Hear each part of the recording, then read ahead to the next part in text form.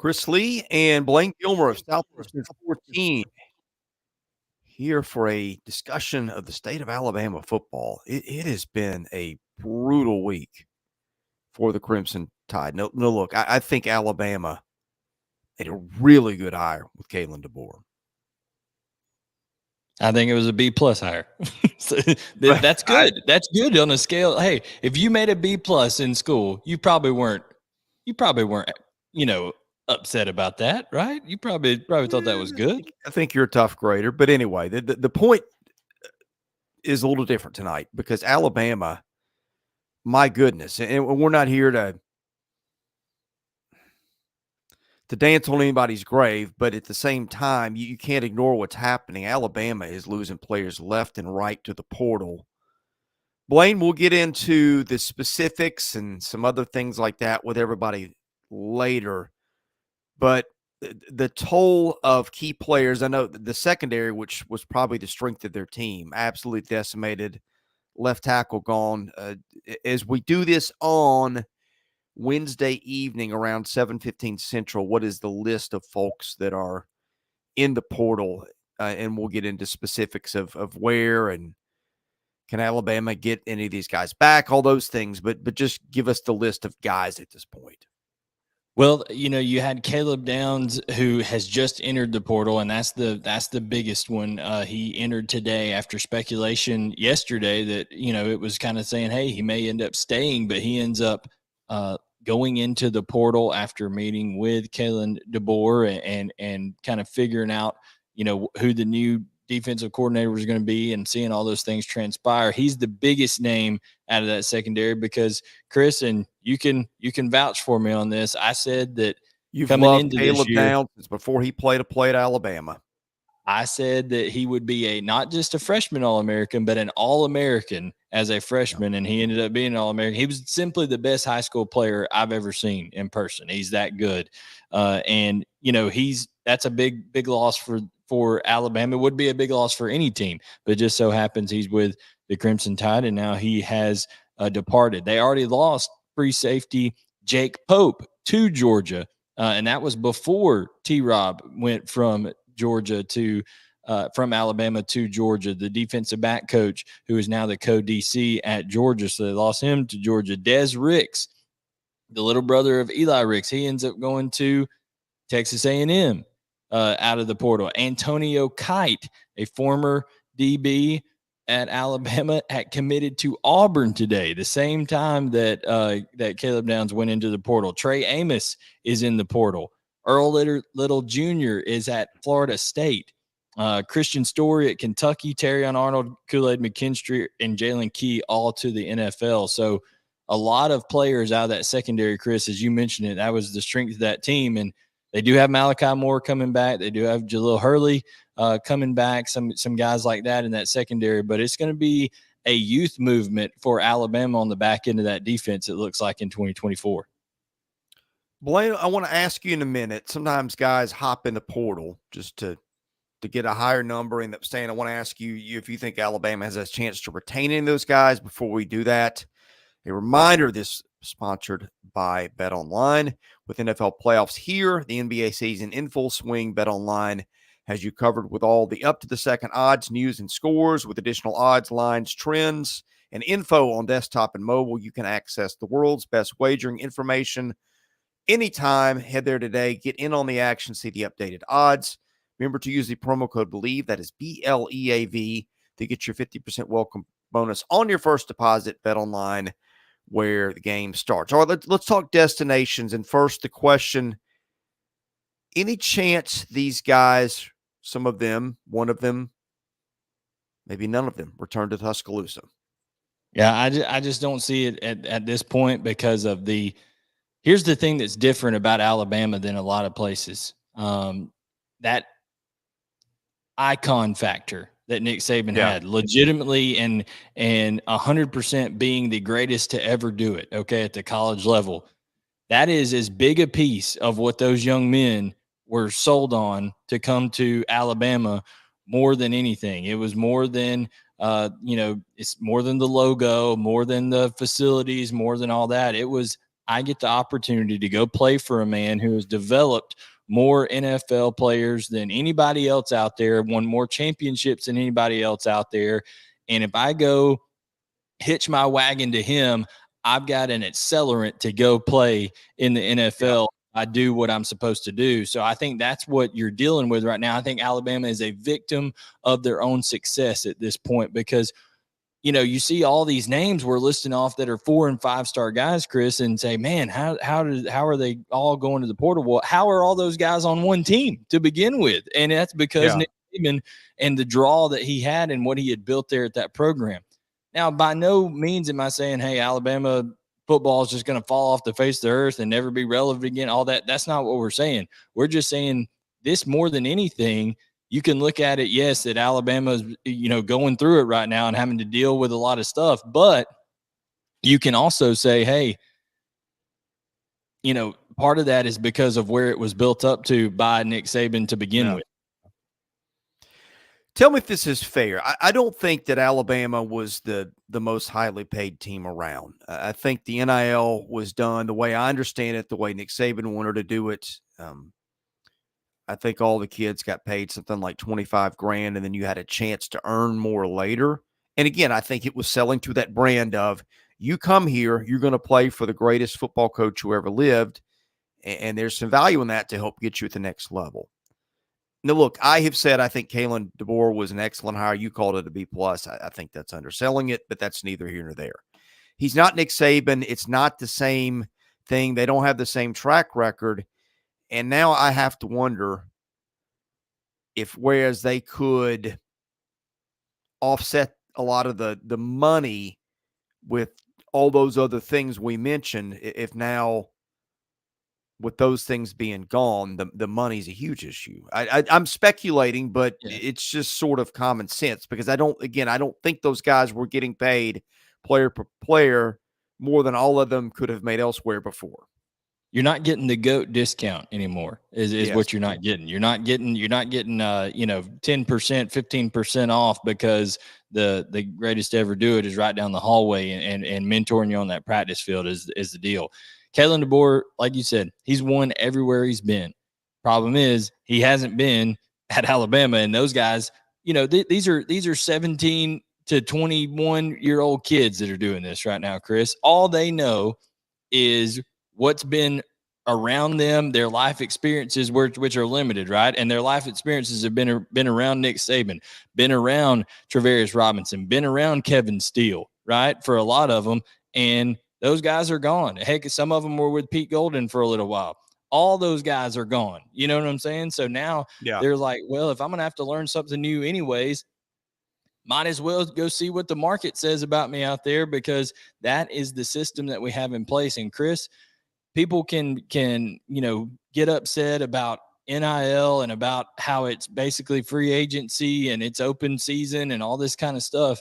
But I don't think if there was an opportunity for anybody watching this for them to do something in their field and get paid more to do it, that they wouldn't go take a look at it, at least go see and take a look at it. So I think, as much as college football players, in my opinion, have been taken advantage of for so many years, listen, they're exploring their options. And ultimately, I think this has to do with a deal. If you want to blame anything on this, I think it has to come from all the way at the top. And eventually 10 years from now, when we're in the TV rights revenue sharing era, we're going to look back and say, oh, we were asking plumbers and lawyers and all these people to fund paying these players instead of these millions and millions of dollars we were paying on these TV contracts. That's where all this is the problem with, Chris. And, I think ultimately when you look at some of these moves, it's,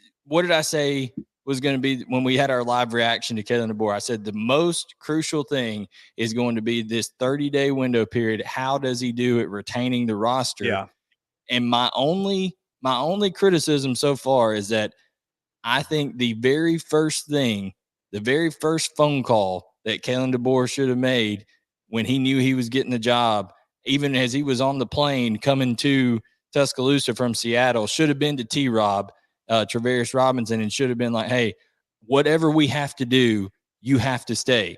but he got beat to the punch by Kirby Smart, and that's taken a little bit of steam out of this because a lot of those players loved T-Rob, and he had a big hand in recruiting a lot of those. And it's not just that. He's a guy that has SEC ties. He was, he's had experience at Florida, had experience at South Carolina. So I think that's huge and that's crucial. Now, Kane Womack was a great hire by Kalen DeBoer. Yes. Okay, because he has he's got SEC blood literally in his veins. Dave Womack was the defensive coordinator at Ole Miss. He was at Ole Miss there with him. Experience all across the foot, played at Arkansas, so he knows the SEC, but still a little bit different dynamic than somebody who's been constantly in the SEC for the last decade or so, like T-Rob has. So I think that's the only thing that I think you can look at right now at the Kalen DeBoer era to start off with and say maybe that could have gone a little bit differently. But also, I think you got to tip your cap to Kirby Smart, because who did he learn from? He learned from Nick Saban that if you don't, Nick Saban's quote was what? If the dinosaurs didn't adapt well. Okay. So if you don't adapt, you die, is what Nick Saban said. So I think people are starting to learn they have to adapt. All right. If you were to name the biggest 4 or 5 losses in order, I think it's probably Downs, Proctor, McKinstry at the top. Terry on Arnold will probably be a 4th. Well, McKinstry, and I know McKinstry it was going to the draft, but he's not going on the roster next year. And Isaiah Bond too at Texas. He's at Texas. But I think those other guys were more effective last year than, I don't know. Bond single-handedly beat Georgia in the championship game on that last couple of drives. I mean, he was the go-to guy for Jalen Milroe. And he was also the guy that caught the 4th and 31 against Auburn. So Isaiah Bond was the go-to guy, him and Jermaine Burton. I think losing Amari Niblack is bigger than a lot of people thought, because that guy is going to be someone that you look up a couple years on Sundays and you're watching NFL Sunday Ticket and you're, man, this Niblack guy is really a threat in the second half, but he's so big. He's just so big that and such a mismatch for people. So I think that's kind of the list there. I would say Downs number 1 because he is a glue guy in the defense, like you said. I think even though he struggled at times this year, I would probably put Kadyn Proctor number 2, just because that's your left tackle, Chris. And he was only going to be better in year 2 than, gaining that experience. He already improved a lot from the beginning of the year to the end. Don't forget, they also lose J.C. Latham over on the right side of that line. Seth McLaughlin, who had his troubles at center, he's now at Ohio State. I mean, this is going to be a totally different Alabama team. And listen, Kalen DeBoer is going to earn every cent of whatever they're paying him at Alabama, because he is going to undergo something that Alabama has not experienced since 2007. And that was Nick Saban's first year. And that's just being a lot of uncertainty, a lot of competition at some positions in terms of really not knowing who the guy is going to be. And my biggest question for you, Chris, is do you feel that they just are 100% okay, Kalen DeBoer, with that style of offense, saying, hey, we're just going to go forward with Jalen Milroe and that's going to be our guy and we're not going to bring anybody else in to compete? Or do you think with Will Rogers sitting out there having, entered the portal and he was committed to Kalen DeBoer at Washington, do you think they try to bring him in, or what's your opinion? Do you think they try to bring a quarterback in at all at some point? I don't know. I'd rather have Milroe than Rogers. I think I'm just saying it is a fact. I mean, Rogers has played so much more ball. Milroe's had 1 year. I get what you're saying. I'm not trying to poo-poo that. I'm just saying if you're asking me my opinion, I'm fine with who I've got. But in terms of the backup situation is what I'm saying. So now Eli Holstein is gone. He's hitting the transfer portal, which was a freshman quarterback. The kid from Notre Dame has gone back to play lacrosse at Notre Dame. So all they have is Ty Simpson there. Ty Simpson has kind of hinted around on social media, was posting a few pictures. I think they're going to have to bring in another quarterback, maybe 2, just to fill out the room and just to be able to practice effectively. I mean, that's an issue there. You don't want to be going into a situation where you got, a couple of walk-ons as your backups, especially with a guy like Jalen Milroe, who is a guy that you want to utilize his legs. And, the problem with that is the more you run in the SEC, the more apt you are to take a big hit. So your backup needs to be ready to go. Well, Simpson had just told Saban right around Christmas he was coming back. I guess we'll find out, was that commitment to Nick Saban or was that commitment to Alabama? Yeah. Now look, if Simpson comes back, you got two guys. I'm not going to say they're out of the same mold, but two guys that are pretty mobile. Will Rogers isn't mobile at all. No, he's not. But my question is, what is Kalen DeBoer going to do style wise? Because Michael Penix wasn't very, so that's what I'm trying to figure out. Let's say hello to some of these people. We got Jason Hughes in here with a nice husky on there. So I don't know if that's a Washington. Jason, let us know. Are you a Washington fan tuning into this, following Kalen DeBoer? Because you got a husky as your logo there. Ghost Rider's in here. Ghost Rider's asking this, Chris. How do you think Vanderbilt will do this? He wants to hijack the Alabama with the Vanderbilt. Vanderbilt had a better day than Alabama today. That's about as far as we can go. First time in decades that Vandy's had a Jerry better Kill day. official at Vanderbilt, by the way. I know this isn't a Vandy video, but that was a nice get for Clark Lee. Who was it? I didn't even see it today. Jerry Kill is going to be Jerry Kill is a great assistant coach. Advisor. Yeah, so that's a good great hire. So now you're replacing a center. Of course, we knew that was probably happening with McLaughlin. You're replacing two tackles as well.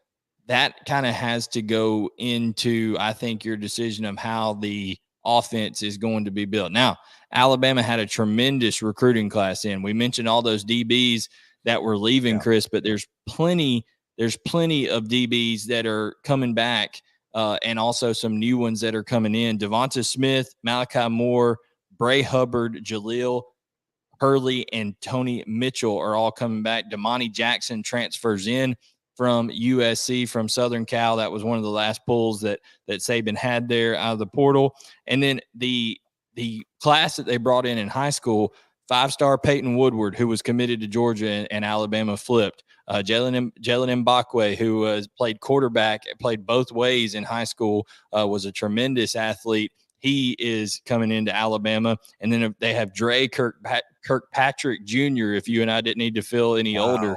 Me? Yeah, Dre Kirkpatrick Jr. is coming to Alabama, and that's amongst other couple of guys. But they have a lot of influx of talent coming in. Now it's like, okay, how do you develop them? And one thing that they went out and did, they went out and got not only Kane Womack, but they also went out and got the head coach of Buffalo, the University of Buffalo, to come to Alabama as not even a coordinator, as a defensive back coach. So I think those are some good moves by Kalen DeBoer, and you're only as good as as a leader, Chris, you're only as good as the people that you surround yourself with. And I think he's doing a fairly good job. I think the only gut punch, like I said, is T-Rob and how that worked out, and specifically because he went to Georgia, who's become a rival of Alabama. But I think overall, keeping Freddie Roach on the defensive line, keeping Gillespie at the running back coach, he's done a pretty nice job. It's just been, I don't know that anybody, except maybe a couple of coaches in the country, could have kept this roster together, more effectively than Kalen DeBoer has. To be fair, okay, when does the portal open back up for them to add players? April 16th. Yeah, so it's not a fair fight yet. You can't judge DeBoer on who he's losing because he doesn't really have a chance to add anybody. How bad are Alabama fans right now hoping that Jim Harbaugh takes a job in the NFL, so that way Michigan's portal window opens up and they can replenish with some of them? Maybe. Good point. You kind of need somebody. If they do that, they'd be able to try to, because some of those kids are gonna, you're gonna see a lot of those kids go through the same thing. People don't realize. Yes, there's NIL involved. Yes, there's all of these things that are new, but there's still a relationship element to this, and guys committed to play for Nick Saban. They committed to Yeah. play for Jim Harbaugh, and if those guys leave, it makes them say, hey, okay, now that relationship piece is not holding me here. I might as well go test the free market and see what happens. Yeah. So what is it going to be like in April? How wild is that going to be? Well, it's interesting because it's another garbacle by the NCAA, if you ask me, because that second portal window, Chris, is going on right in the middle of spring practice. It's not even like there's no standardized, hey, you have to have spring practice at this time. You have to have it at this time. Everybody does their own thing, has their own window. Some do it earlier than others. Some do it later than others. So that in itself, imagine being in a coaching room, getting paid millions of dollars with all these expectations by these fans, and you're preparing for a 3:00 practice that you have, but at 2:30, your starting defensive back on April 16th comes in and says, hey, coach, I'm gonna be entering into the transfer portal. And you don't even have time to address it because you got to go out to practice. I mean, the NCAA has so badly handled this entire situation. Now, I don't expect any fan out there that is not a fan of Alabama to feel sorry for Alabama. That's not what I'm saying. I'm saying overall, the NCAA has just shown a level of incompetence that is astonishing.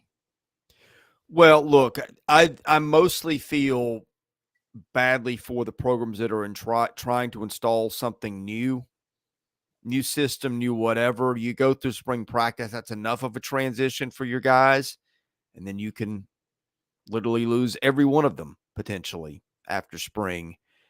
I just got to thinking, like, what if the NFL was like this? What if you had, your summer workouts, you get everything done. Look at our man Donovan here. Yeah, we had to figure Donovan would be a part of this tonight. Think about that. Like, what if you went through spring and summer stuff and then free agency opened willy-nilly for everybody? Yeah, every year. How are we? Well, I know the answer. Look, that the NCAA has got about as much direction, vision, and leadership in how to run this as my son would if we put him in the cockpit of a plane tonight and had him fly it. That's your answer. But it just is amazing that we're this far along in all this, and it keeps getting better before it gets worse. Yeah, no, I agree. I think as a whole, now I will say this: don't get mad at the kids for exploring opportunities to make money. Okay, I'm just telling, please don't do that, people. But what we're mad about and what we're telling people about is that the adults in the room, okay, have so far mismanaged this that it creates an impossible situation for coaches to be able to build a team. And that's what the most successful head coaches, the ones who have been great in this sport, have been great at, is at building teams, building that connection piece, building that ability to rely on one another, to trust each other, player to player, things like that. And even at the NFL, where it is 100% a business, there is accountability because you are locked in for after you get drafted for 4 years. And then, the team has the right to pick up your 5th-year option, all that kind of stuff. I mean, that accountability has to be there for a certain extent. Now at college, it could be a 2-year thing, coming out of high school. Maybe you sign a deal that says, hey, I will be committed to this school for 2 years. And then after that, we'll see. But I just think it's going to be interesting to see how it all goes. I mean, Chris, do you think – I saw a thing today where Walter Nolan on Instagram, who transferred from Texas A&M to Ole Miss, he put on Instagram today, Chris, hey, if anybody's thinking about going to Texas A&M, contact me so I can talk to you about how bad their contracts are. He said that today about contracts. So there's been attempts at contracts, but guess what? The guy, Walker Jones, who's the head of the Ole Miss collective, the Grove Collective, he told us, hey, there's nothing binding. People can go and come when they want to go. You may have an agreement in place, but this isn't something that's going to hold somebody there. So, I mean, do you just think we have to get to the point where you're locked in for 2 years? And what if in your neighborhood people moved in houses next door and you didn't have mortgage? Somebody just said, "Yeah, we'll pay for this thing," and nothing in the world works without order and contracts. Yeah, I mean, you listen. It's You the thing like to say, yeah. You like to say your word is your bond with some people, right? But that's just not the case anymore with a lot of stuff. Right. So, I mean, one of the things that set America apart as a country is contract law and private property and just things like that. Yeah, and now I mean, again, it's not crazy to me that we had. I always said I think you kind of need a year or two just to unleash chaos and see what the market will pay, just to see where we set the parameters on things and what guys are worth. I feel like you kind of needed a while to let it do its thing after the NCAA for decades wouldn't let it do its thing, which was dumb. But now that we're here 3-4 years into this, whatever it's been now, I mean, I say this, the portal window's been open longer, with the current rules than the NIL has. But the combination of the two together, I just only the NCAA or Congress would let something go this off the rails for this long without having a clue of how to fix it. And some of that is Title IX. I get that too. And how about Lane Kiffin? How about Lane Kiffin? Because they lost some guys yesterday too, Blayne. I'm guessing you saw that. They did, but they also picked up a couple today. Now I will say this. Guess who else was in Tuscaloosa today? Lane Kiffin. And that's what can happen with this, because once people are in the portal, you can go to them and visit them. And you know what Lane does? Lane, not only to be the biggest troll on the face of the planet, but also to be as accommodating to the player as possible, says, hey, don't even worry about coming to visit. I'll come to you. He went to Tennessee, and he went to Tennessee's campus and visited Tennessee players before he got some of them committed to him. He went to now he's gone to Alabama. He's been to Arkansas. He's been at other places, and he went up to the statue of of Nick Saban and took a picture and tweeted out that picture with the heart sign and the goat sign up there. So Lane Kiffin continues to troll. He's going to keep going about that things. But listen, as far as the state of Alabama football, I think it's going to be a transition for this first year. I'm not saying it's going to be some, 6-6, 7-5, something like that. But I think if Kalen DeBoer goes in there and goes 10-2, goes 9-3, with the amount of talent that he's losing, I don't think it's the worst thing in the world, particularly when a lot of these guys, Isaiah Bond has gone to Texas. Caleb Downs more than likely going to end up at Georgia within the next 24 to 48 hours. T-Rob is at Georgia. I think that, that people have to have a little bit of patience with Kalen DeBoer, because it's going to be tough first year. I want to end it here. Our buddy SC Scout guy, long time fan of the channel. Appreciate this guy, always reasonable and balanced. And I want to just be something clear. He says, I don't think the NCAA or Congress can fix this. It's free market working. They try to regulate it, then the players will unionize. They realize how good they have it now and won't give it up. I agree. I have no problem with the free market and guys making what they can make. It's the constant window where anybody can get out at any time. I mean, in the NFL, you have periods where guys can come and go.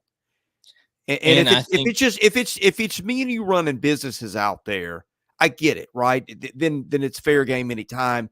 But if you're in a league where you're competing against each other and you need the other teams to be fairly competitive or something along those lines for the product to be interesting, I think it's in everybody's best interest, for the most part, to have some sort of Donovan. Yes, Donovan, to have some sort of order. And again, I always say this. Mike Leach said it best his last SEC media days. He said, "Can you imagine if you went to the NFL today and he said, look, guys, we're going to have unlimited free agency and unlimited player movement and no borders around anything, or however he said it. You can go back and look up the quote. He nailed it then, and it's true now. Yeah, absolutely. And the last point I'm going to say is that I don't think that Congress needs to get involved. I don't think that anybody else needs to get involved. I think what happens and what needs to happen is that the college football, FBS football, needs to break apart, be its own thing, and set some parameters that are different maybe from every other sport, because college football is different than every other sport. And I think that will come at some point. We got one of our SEC media celebrities in the chat. Say hello to Trey Wallace. He joins us from time to time. Trey and I used to have a radio show in Nashville for a couple of years. So nice. Good buddy of mine. But I think we're gonna wind it down here. I got some endings of some basketball games to watch. Absolutely. I'm guessing our man Donovan's gonna be watching Vandy Auburn here in a minute, by the way. Maybe so. Guys, hit that like button, subscribe, turn on notifications.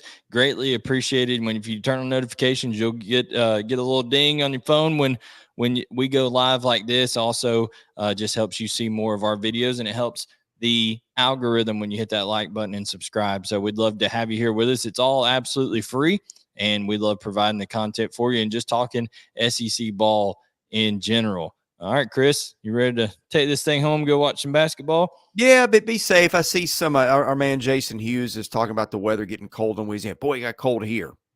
Went out to walk the dog this morning, -1. Wow. Oreo loves the cold, but even he couldn't take that for very long. Yeah, it was 12 degrees here in Georgia. What's that? 12 degrees here in Georgia, which is cold down here. So it never gets that cold there, does it? Not really. Yeah. So anyway, wherever you are, be safe as snow has hit the area, and maybe a little bit more on the way Thursday. Cold, all that stuff. Anyway, if you are new to the channel, we do SEC baseball, football, and basketball with equal passion. And so I've got a basketball game on in my office I'm keeping an eye on. We'll talk about those in the morning. We'll preview games for this weekend, all that fun stuff. So in any case, thank you for watching. Don't get upset, Alabama fans. Don't get upset, Alabama fans. It's going to be okay. They'll have their day in August or in April, excuse me. But anyway, yeah, thank you for watching Southeastern 14 presented by Bet Online.